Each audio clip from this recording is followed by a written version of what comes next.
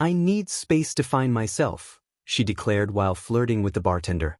I gave her the whole galaxy, moved to Tokyo, built an empire. Her LinkedIn stalking my CEO title? Priceless. Looking back, I realized that anniversary dinner was less celebration and more execution, though I didn't know it at the time. I thought we were toasting 4 years of marriage at Portland's most exclusive cocktail lounge, the kind of place where drinks cost more than most people's grocery bills and reservations require 6 weeks' notice. I'd specifically chosen this place because Isabel always complained we never went anywhere sophisticated enough for her Instagram feed. The irony wasn't lost on me later. I'd paid $400 for the privilege of watching my marriage disintegrate in real time while she eye-fucked the bartender mixing our anniversary cocktails. I should mention that I'm Ben, 34, and I run a renewable energy consulting firm that's been steadily growing for the past 8 years. Nothing glamorous by Silicon Valley standards, but I've built something meaningful helping companies transition to sustainable power systems. Isabel worked in marketing for a local brewery, spending most of her time crafting social media posts about craft beer culture and complaining that Portland wasn't exciting enough for someone with her ambitions. She'd been increasingly restless over the past year, dropping hints about wanting more adventure, more spontaneity, more everything that apparently didn't include building a life with me. The evening started normally enough. I'd made reservations for 7:30, arrived 5 minutes early like always, and waited for Isabel to show up fashionably late as usual. When she finally arrived, she looked stunning in this black dress she'd bought specifically for tonight, though she spent the first 10 minutes adjusting her appearance while checking her reflection in every available surface. "This place is actually perfect," she said, scanning the room with obvious approval. "Very influencer-friendly lighting." Not exactly the romantic sentiment I'd hoped for, but I'd learned to translate Isabel's language over the years. The trouble started when she ordered her second cocktail. Marcus, the bartender, was this good-looking guy probably 5 years younger than me, with the kind of effortless charm that comes from years of perfecting the art of flirtation for tips. When he asked what she was celebrating, Isabel practically purred her response. 4 years of marriage, though honestly, I'm starting to wonder if that's long enough. She laughed like it was a joke, but the way she held eye contact with Marcus made it clear she wasn't entirely kidding. I sat there watching this interaction unfold, feeling like I was observing someone else's life. "Actually," she continued, leaning across the bar while Marcus prepared her drink, "I've been thinking lately that I need space to find myself. You know what I mean? Like, who am I outside of this relationship?" Marcus nodded sympathetically, probably thinking he'd struck conversational gold with a beautiful married woman having doubts. "Relationships can definitely become comfortable traps," he said, deliberately making extended eye contact while sliding her cocktail across the mahogany bar. "Sometimes people need to explore who they really are." The audacity of discussing our marriage with a stranger while I sat 3 feet away was breathtaking, but Isabel was just getting started. She spent the next hour essentially conducting a flirtation masterclass while I picked at my overpriced salmon and wondered when exactly my wife had become someone I didn't recognize. "Ben's very practical," she explained to Marcus during one of their extended conversations, as if I couldn't hear every word. "He likes planning everything out, building for the future. But sometimes I wonder what it would feel like to just live in the moment, you know?" Marcus agreed enthusiastically, probably calculating his chances of convincing a married woman to live in the moment with him after his shift ended. The final insult came when Isabel excused herself to use the restroom and returned with Marcus's phone number saved in her contacts. She didn't even try to hide it, just smiled at me with this expression of defiant satisfaction. "Marcus invited me to check out this underground jazz club next week," she announced while I signed the credit card receipt for our $400 anniversary dinner. I told him I'd love to explore Portland's music scene more authentically. That's when I knew our marriage was officially over, though apparently I was the last to get the memo. I called my business attorney Monday morning, not because I'm vindictive, but because I'm practical and I could see exactly where this was heading. While Isabel spent the weekend texting Marcus and giggling at her phone like a teenager, I was quietly dismantling our shared financial life with the same methodical approach I used for energy audits. My lawyer, David Kim, had handled my business incorporation and knew our asset structure better than most marriage counselors know human psychology. "You sure about this timing?" he asked when I explained the situation. "Maybe couples therapy first?" I appreciated his concern, but watching your wife exchange numbers with another man during your anniversary dinner tends to clarify things pretty quickly. "She's already checked out emotionally," I told him.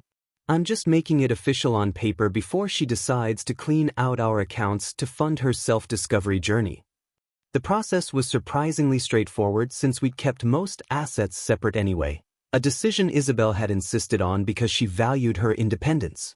Ironic how that independence was about to cost her the security she'd taken for granted. I transferred my half of our Portland house directly to her name, along with enough cash to cover the mortgage for 6 months. Call it guilt money or severance pay, but I wanted a clean break without her claiming I'd left her destitute. While I was handling paperwork, Isabel was practically living at that cocktail lounge, coming home after midnight smelling like expensive whiskey and Marcus's cologne. She traded her wedding ring for this newfound freedom, though she still expected me to handle utilities and grocery shopping like nothing had changed. "You're being really weird lately," she said one evening, finding me packing files in my home office. "It's like you've completely shut down emotionally since our anniversary." The complete lack of self-awareness was almost impressive. "Just reorganizing some business documents," I replied, not mentioning that those documents included our divorce papers and my application for international business expansion permits. The Japan opportunity had been on my desk for 8 months, a lucrative contract to develop sustainable energy solutions for Tokyo corporations. I'd been hesitant to pursue it because it meant leaving Portland for at least 2 years, and Isabel had always claimed she wanted us to build our future together in the Pacific Northwest. Funny how her definition of together had evolved to include bartenders with no last names. The contract was worth more money than I'd made in the previous 3 years combined, plus it offered exactly the kind of adventure Isabel claimed to crave.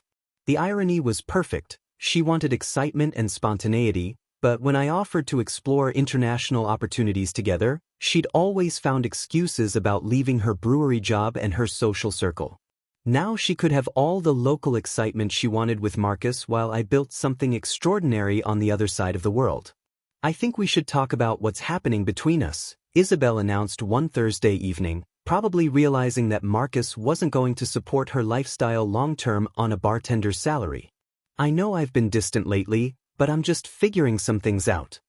I looked up from the Japanese business proposal I'd been reviewing, noting how she'd positioned this conversation like she was doing me a favor by acknowledging our marriage existed. "What exactly are you figuring out?" I asked, genuinely curious about her thought process. "Whether I want to stay married to someone who makes me feel trapped," she said, as if this was a reasonable thing to discuss while wearing another man's cologne. "I love you, Ben, but I don't know if I'm in love with you anymore. Does that make sense?" It made perfect sense, actually. "So you're asking for permission to officially start seeing Marcus while keeping me as your financial backup plan until you decide what you want long-term." Her face flushed because I'd accurately summarized her strategy in one sentence. "That's not fair. I'm being honest about my feelings instead of pretending everything's fine." "You're right," I agreed. "Honesty's important. So here's mine. I've accepted a consulting contract in Tokyo. I'll be leaving Portland in 3 weeks. The silence stretched between us like a chasm. She'd expected me to fight for her, to negotiate terms for her exploration period, maybe even to accept some arrangement where she could test drive Marcus while keeping our marriage as a safety net. "You can't be serious," she finally said. "You're going to Tokyo because I'm having some doubts about us?" "I'm going to Tokyo because it's a $2.3 million contract that will establish my company internationally," I explained. "Your doubts just made the decision easier." That night, she didn't come home at all, probably processing this information with Marcus over expensive cocktails I was no longer paying for. I spent the evening researching Tokyo neighborhoods and calculating how much my life was about to improve without someone who viewed our marriage as a burden rather than a partnership. Tokyo hit me like a shot of pure adrenaline the moment I stepped off the plane at Narita. After 8 years of explaining renewable energy concepts to skeptical Portland business owners who thought solar panels were still experimental technology, I was suddenly surrounded by executives who understood that sustainable urban development wasn't just trendy, it was essential for survival in a city of 14 million people. My first client meeting was with Tanaka Corporation, a massive real estate development firm that owned half the high-rises in Shibuya district. They'd been struggling with energy efficiency requirements for their newest commercial towers, and my Portland expertise in retrofitting older buildings with modern sustainable systems was exactly what they needed. "Your reputation precedes you, Sullivan-san," Mr. Tanaka said through our translator during that initial presentation. "We understand you've pioneered rooftop solar integration techniques that work even in limited space environments." I'd spent 3 years perfecting those techniques on Portland's cramped downtown buildings, never imagining they'd be the key to unlocking opportunities in one of the world's most densely populated cities. Within 6 weeks, I had contracts with 4 major corporations and was coordinating with Japanese engineers to adapt my systems for Tokyo's unique urban challenges. The work was exhilarating in ways that my Portland projects had never been, partly because of the scale and partly because my clients actually appreciated innovative thinking instead of questioning every recommendation. My college Japanese language skills, rusty after 10 years of disuse, came flooding back during late-night strategy sessions and client dinners in tiny Shibuya restaurants. While I was transforming Tokyo rooftops into energy-generating powerhouses, Isabel's grand romance with Marcus was imploding spectacularly according to updates from our mutual friend Lisa. Apparently, Marcus had been simultaneously courting 3 different married women from his cocktail lounge, and Isabel discovered this when she showed up for a surprise visit and found him making plans with another woman for the exact same underground jazz club he'd promised to show her. "She's been calling everyone looking for sympathy," Lisa told me during one of our Skype calls. "Keeps saying she made a mistake and wants to know if you're planning to come back to Portland soon." I was in my temporary Roppongi apartment, reviewing blueprints for a solar installation project that would cover an entire city block, earning more money in 3 months than I'd made during my best year in Portland. "Tell her I'm doing exactly what she suggested," I replied. Finding myself. The irony was delicious. Isabel had wanted space to explore who she really was, and it turned out she was someone who got played by a bartender with commitment issues. Meanwhile, I was discovering that I was someone who thrived in high-pressure international business environments and had a genuine talent for solving complex urban sustainability challenges. My Japanese colleagues respected my expertise and work ethic in ways that Isabel never had, treating my environmental passion as valuable specialization rather than boring obsession. By month 4, I'd secured the contract to retrofit the entire Marunouchi financial district with my solar panel systems, a project worth more than my Portland firm's total revenue over the past 5 years. The success attracted attention from international business publications, and suddenly I was fielding interview requests from journalists who wanted to know about the American consultant revolutionizing Tokyo's approach to sustainable energy. It's really about understanding that environmental responsibility and economic growth aren't opposing forces, I explained to a reporter from Bloomberg during a rooftop photo shoot overlooking the city skyline. In dense urban environments like Tokyo, innovative energy solutions actually increase property values while reducing operational costs. Isabel would have rolled her eyes at my enthusiasm for such topics, but my Japanese business partners appreciated having someone who could articulate the financial benefits of environmental consciousness. The personal transformation was just as dramatic as the professional success. Living in a city where punctuality and attention to detail were cultural values instead of personal quirks made me realize how much of myself I'd been suppressing to accommodate Isabel's chaotic approach to life. I started every morning with precise planning, spent evenings exploring different neighborhoods, and discovered that I actually enjoyed the methodical process of building something meaningful from scratch. 6 months after leaving Portland, I received a LinkedIn notification that Isabel had viewed my profile 17 times in 1 week, probably trying to understand how the boring husband she discarded for excitement had become someone posting photos from international business conferences and Tokyo penthouse offices. I met Yuki during a project meeting that was supposed to last 30 minutes but stretched into 3 hours because we kept discovering new ways to optimize solar panel efficiency for Tokyo's unique architectural challenges. She was the lead environmental engineer for Sakamoto Industries, one of my biggest clients, and had this remarkable ability to see solutions where everyone else saw problems. "Your rooftop integration design is innovative," she said in perfect English, studying my blueprints with the kind of focused intensity I'd rarely encountered. "But we could increase energy output by 20% if we adjust the panel angles to account for seasonal sun variations and building shadow patterns." Most people would have accepted my original design and moved on, but Yuki saw potential for improvement everywhere she looked. We spent the next 2 hours redesigning the entire system, and by the end of that meeting, I realized I'd found someone who shared my genuine passion for creating sustainable solutions rather than just collecting paychecks. Our professional collaboration naturally evolved into late-night work sessions at small ramen shops in Shibuya, where we'd sketch solar array configurations on napkins while discussing everything from Tokyo's urban planning history to our shared obsession with finding elegant solutions to complex problems.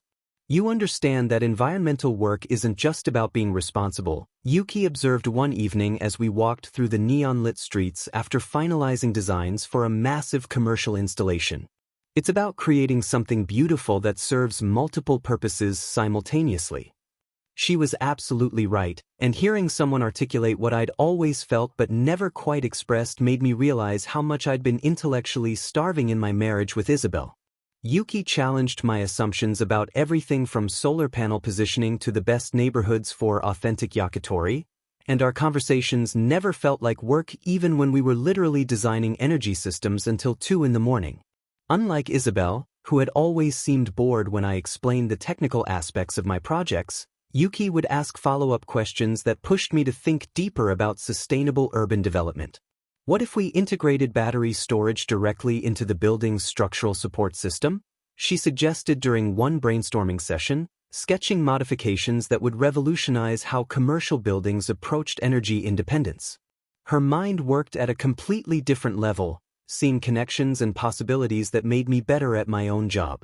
The transition from professional partnership to something more personal happened gradually, then suddenly. We'd been working together for 4 months when Yuki invited me to explore a traditional neighborhood in eastern Tokyo that most tourists never discovered, a maze of narrow streets lined with family-owned shops that had operated for generations. "I want to show you the real Tokyo," she said, "not the version designed for international business meetings." We spent the day wandering through markets where elderly vendors sold handmade crafts, eating street food that tasted nothing like restaurant versions, and visiting a small shrine where Yuki explained the cultural significance of environmental harmony in Japanese philosophy. "In our tradition, humans and nature should work together, not compete," she told me as we watched koi swimming in a pond surrounded by carefully maintained gardens. "Your renewable energy work follows this same principle, creating technology that supports natural systems instead of fighting them." That evening, sharing dinner at a tiny restaurant where the chef knew Yuki's family personally, I realized I was falling for someone who appreciated both my professional expertise and my underlying philosophy about building sustainable futures. When she laughed at my attempt to use chopsticks for particularly slippery noodles, I felt something I hadn't experienced with Isabel in years: genuine compatibility based on shared values rather than physical attraction and financial convenience. "You're very different from what I expected when I first met you," Yuki said as we walked through the quiet residential streets back toward the train station. "Different how?"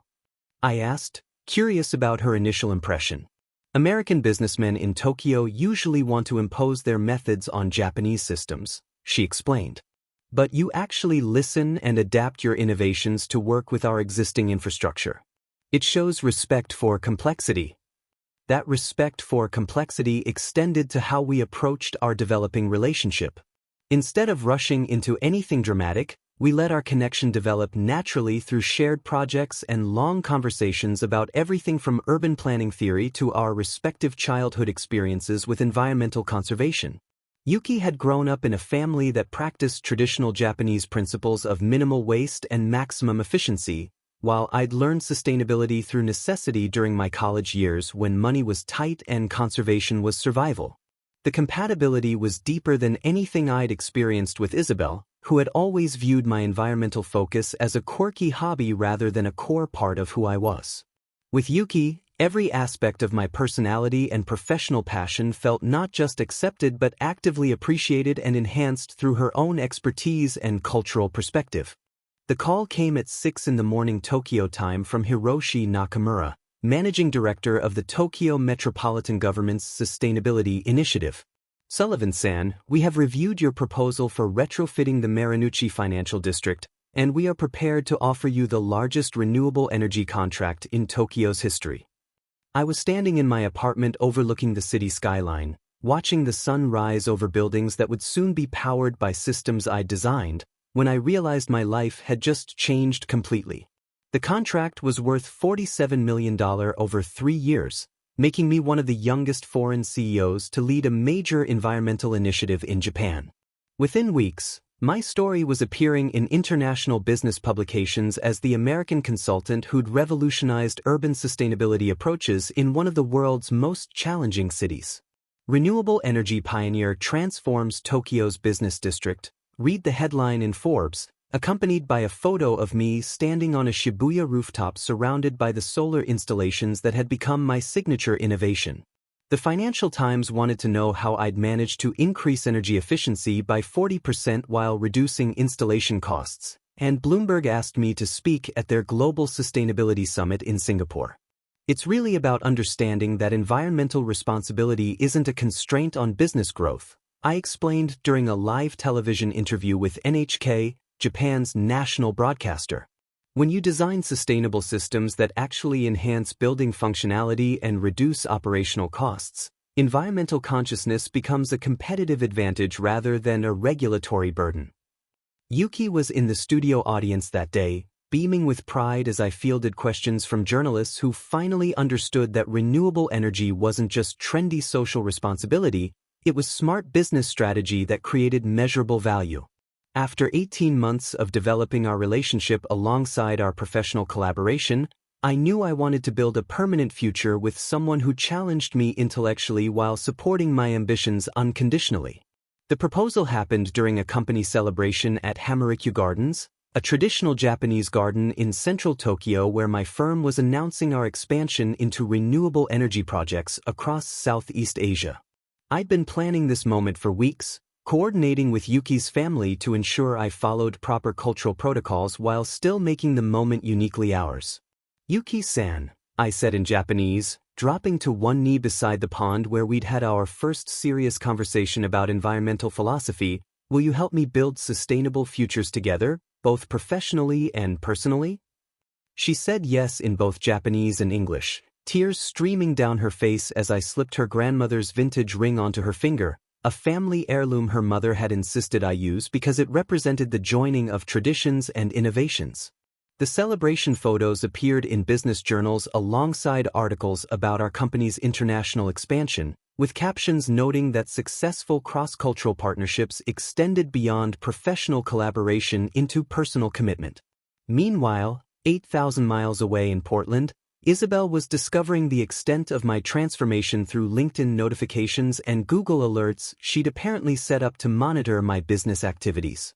According to Lisa, who still provided occasional updates despite my complete lack of interest, Isabel had suffered what could only be described as a complete emotional breakdown when she realized the man she'd dismissed as too boring had become an internationally recognized business leader living exactly the kind of adventurous, meaningful life she'd claimed to want. "She keeps asking if you're planning to come back to Portland," Lisa told me during a video call, clearly uncomfortable with being Isabel's unofficial spy.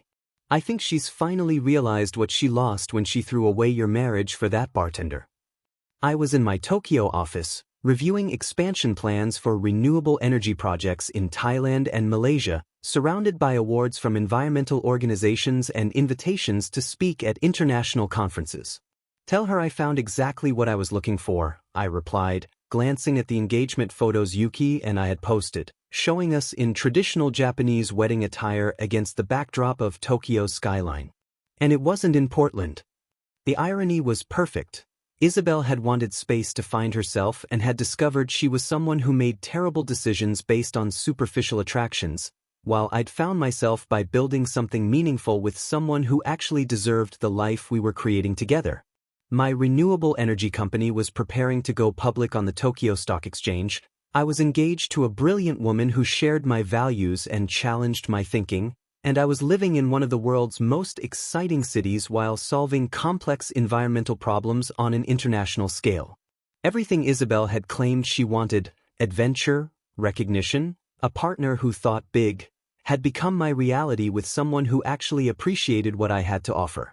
The LinkedIn notifications started appearing with disturbing frequency about 3 weeks after Yuki and I announced our engagement. Isabel had viewed my profile 43 times in 1 month, according to the analytics, and she'd apparently upgraded to LinkedIn Premium specifically to see more details about my business activities and professional connections. I discovered this when my assistant mentioned that someone named Isabel Morrison, her maiden name, had attempted to connect with several of my Tokyo business partners, claiming to be researching American renewable energy consultants for a Portland-based sustainability blog that didn't exist. She's created multiple fake professional accounts, Yuki observed, scrolling through friend requests from profiles with suspicious names like Green Energy Weekly and Pacific Northwest Business Review. This woman seems quite desperate to monitor your activities from a distance. The digital stalking escalated when Isabel somehow obtained my company's press release schedule and began posting passive-aggressive social media content that clearly referenced my business achievements. Some people get lucky with timing, read one Facebook post, uploaded the same day Forbes published my interview about revolutionizing urban energy systems. Others actually work for their success instead of abandoning their responsibilities, appeared on Instagram, accompanied by a photo of her drinking alone at that same cocktail lounge where she'd met Marcus. Lisa eventually called to warn me that Isabel's behavior was becoming concerning to their mutual friends. She's obsessed with tracking everything about your life in Tokyo, Lisa explained during what would be our final conversation about my ex-wife. Last week she spent an entire dinner party showing people articles about your business success and explaining how she could have been part of it if you just appreciated her properly. The delusion was remarkable. Apparently, in Isabel's revised history, I was the one who'd failed to appreciate our marriage, despite her literally flirting with another man during our anniversary dinner and telling me she needed space to find herself. But the most pathetic incident occurred when Isabel created a fake LinkedIn profile claiming to be a journalist from Portland Business Journal and requested an interview about my transition from domestic consulting to international renewable energy leadership. My Tokyo PR team forwarded the request, noting that the email address didn't match the publication's official domain and the writing style suggested someone unfamiliar with business journalism conventions. This person appears to be fishing for personal information rather than seeking legitimate interview content, my publicist warned me. Should we investigate further or simply decline? I chose to respond personally, using the opportunity to establish clear boundaries. I appreciate your interest in my work, I wrote, but I'm only granting interviews to verified media outlets through official channels. If Portland Business Journal wants to feature my story, they can contact my representatives directly. The fake email address was deleted within hours, but Isabel's desperation only intensified when Yuki and I announced we were expecting our first child. The pregnancy news appeared in the Tokyo Business Times as part of a feature about successful international couples building families while managing global enterprises, and apparently that level of happiness was more than Isabel could tolerate from a distance. She began reaching out to our old Portland friends, claiming she was concerned about my well-being and asking detailed questions about my mental health and financial situation. She wanted to know if you were really as successful as the articles claimed, our former neighbor told me during a chance encounter at a business conference in Seattle. Kept insisting that the Tokyo thing had to be some kind of elaborate midlife crisis and that you'd eventually come back to Portland broke and humiliated. The projection was absolutely incredible. Isabel was describing her own worst fears about what might happen if she'd moved to Tokyo with me, apparently unable to imagine that I was genuinely thriving in ways she'd never supported or encouraged. When mutual friends posted congratulations about my company going public on the Tokyo Stock Exchange, Isabel's social media activity reached peak desperation. She shared article after article about foreign business failures in Japan, posted inspirational quotes about karma and people getting what they deserve, and even uploaded throwback photos from our marriage with captions about appreciating what you have before it's gone. Your ex-wife seems to be having some kind of public breakdown, Yuki mentioned one evening as we assembled the crib for our daughter's nursery in our Tokyo penthouse overlooking the city skyline. Should we be concerned about her attempting to contact us directly? I looked around our home, filled with awards from environmental organizations, photos from international business conferences, and preparations for our growing family, and realized that Isabel's digital stalking was just background noise compared to the life I was actively building. She's 8,000 miles away obsessing over LinkedIn profiles, I said, while we're here creating an actual future together. Let her waste her energy on screenshots and social media surveillance. The best revenge really is living well. Sakura arrived on a perfect Tokyo morning in early spring, weighing 7 pounds and immediately demonstrating her mother's precision by arriving exactly on her due date despite my nervous calculations about international business travel schedules. I was holding my daughter for the first time, surrounded by our chosen family of Japanese business partners and international colleagues who'd become genuine friends, when I realized that everything meaningful in my life had happened after Isabel decided I wasn't worth keeping. She has your stubborn chin, Yuki laughed from her hospital bed, exhausted but radiant as she watched me attempt to change Sakura's first diaper with the same methodical approach I used for solar panel installations. And hopefully my common sense about choosing reliable partners. The birth announcement appeared in Tokyo Business Weekly alongside news about my company's IPO launch, which had raised $340 million in initial public offerings and made me one of the youngest billionaires in the sustainable technology sector. Forbes wanted to feature our family story as an example of successful work-life integration in international business, while the Tokyo Metropolitan Government invited me to serve as an official advisor on urban sustainability planning for the next decade. 3 weeks after Sakura's birth, my assistant mentioned that building security had intercepted someone attempting to access my corporate headquarters without proper credentials. American woman, late 20s, claimed to be a business journalist, the security manager reported. Became quite agitated when we asked for official media identification and proper appointment scheduling. I knew immediately who it was, but I was curious about how far Isabel's desperation had escalated since her social media stalking campaign. The security footage showed her in the lobby of my 50-story office building, wearing an ill-fitting business suit and clutching a fake press badge, arguing with security personnel about her right to interview successful American entrepreneurs. I have important questions about Ben Sullivan's business practices, she insisted to the security guard, apparently unaware that her voice was being recorded. The public deserves to know whether his success is legitimate or just lucky timing. The guards handled the situation professionally, escorting her from the building while explaining that all media requests must be processed through official channels with proper verification. She left threatening to report my company for discriminatory practices against American journalists, apparently forgetting that I was also American and that her fake credentials wouldn't survive even basic fact-checking. Your ex-wife flew 8,000 miles to ambush you at work, Yuki observed that evening as we watched Sakura sleep peacefully in her crib. That level of obsession suggests someone who's completely lost perspective about reality. I was reviewing expansion plans for renewable energy projects across Southeast Asia, contracts worth more than Isabel's entire lifetime earning potential, while my daughter practiced making tiny fists in her sleep. The contrast between building an actual future and desperately chasing someone else's success couldn't have been more stark. That night, I made my final gesture toward the woman who'd once claimed I wasn't marriage material. I had my legal team send Isabel a formal cease and desist letter regarding her attempts to access my business premises and impersonate media personnel, along with documentation of her social media harassment campaign and fake professional profiles. The letter included a comprehensive summary of her digital stalking activities and warned that any further attempts to interfere with my business or personal life would result in restraining orders and potential criminal charges. We thought you should know, the letter concluded, that Mr. Sullivan has built an internationally successful renewable energy empire, married a brilliant environmental engineer, welcomed a healthy daughter, and achieved billionaire status through the Tokyo Stock Exchange. He wishes you well in your own pursuit of happiness, but requests that you find it without monitoring his LinkedIn profile or creating fake journalist personas. 6 months later, I was teaching Sakura to say "Otusen" in our penthouse garden overlooking Tokyo's skyline when my phone buzzed with a LinkedIn notification. Isabel had viewed my profile one final time before apparently deactivating her account entirely.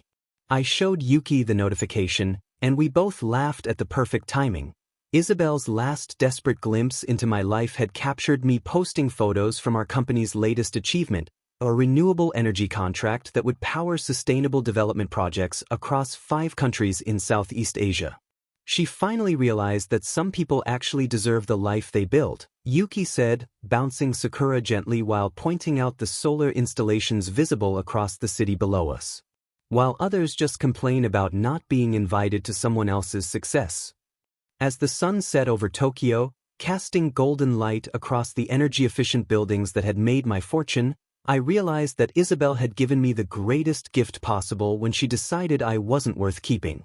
Her rejection had forced me to discover who I really was and what I was capable of achieving with someone who actually appreciated ambition, intelligence, and genuine partnership. Sakura gurgled happily in my arms while I explained how Daddy's solar panels worked, and I knew that my daughter would grow up understanding that love means supporting someone's dreams rather than demanding they abandon them for bartenders with no last names.